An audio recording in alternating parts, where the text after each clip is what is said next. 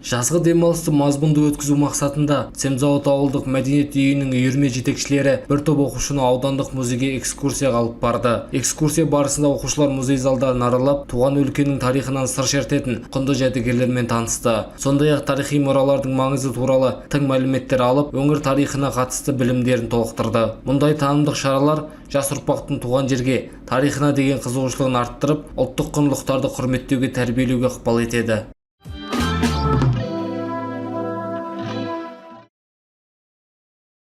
Алматыда бес асыл ұлттық өнер сайысының іріктеу кезеңі өтіп, Алматы мен Астана қалаларының өнерпаздары өзара бақ сынады. Ұлттық өнерді ұлықтауға арналған командалық байқауда әр қаланың намысын 10 өнерпаз қорғады. Олардың қатарында айтыскер ақындар, күйшілер, жыршы термешілер өнер көрсетті. Қатысушылар сүре айтыс, қыз бен жігіт айтысы, қайым айтыс, күй және жыр терме жанрлары бойынша шеберліктерін ортаға салды. Байқауға қазақ айтыс өнерінің көрнекті өкілі Жүрсін Ерман жетекшілік еткен қазылар алқасы төрелік етті. Қорытындысында Алматы құрамасы үздік деп танылып, сайыстың келесі кезеңіне жолдама алды. Ұйымдастырушылардың айтуынша бес асыл жобасының басты мақсаты айтыс, жыр, терме, дәстүрлі ән мен күй өнерін кеңінен насихаттап, ұлттық руханиятты дәріптеу.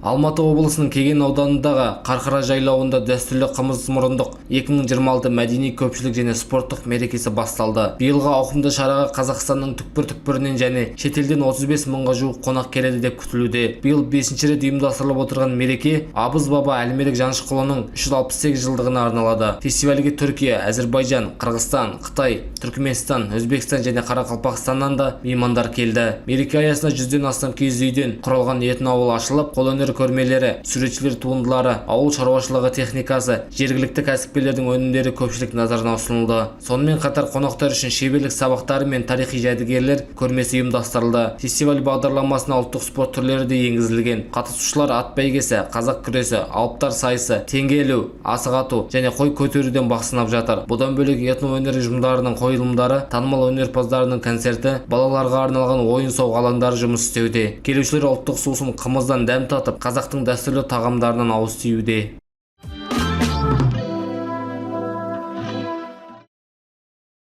Ақтаудағы Қолтық-Әулие қорымының нақты орналасқан жерін ғылыми тұрғыда зерттеу қажет. Бұндай ұсынысты өңір мамандары айтып отыр. Мамандардың айтуынша тарихи қорым туралы түрлі деректер сақталғанымен, оның нақты орны әлі күнге дейін толық анықталмаған. Сондықтан археологиялық және ғылыми зерттеу жұмыстарын жүргізу тарихи мұраның шынайы орнын айқындауға мүмкіндік береді. Зерттеушілердің пікірінше Қолтық-Әулие қорымы Маңғыстау өңірінің рухани мәдени тарихымен тығыз байланысты. Сол себепті бұл нысанды жан-жақты зерделеу тарихи құндылықтарды сақтап, кейінгі ұрпаққа жеткізу ісінде маңызды қадам болмақ. Мамандар алдағы уақытта кешенді ғылыми зерттеу жүргізіп, тарихи орынға қатысты тың мәліметтер анықталады деген үмітте.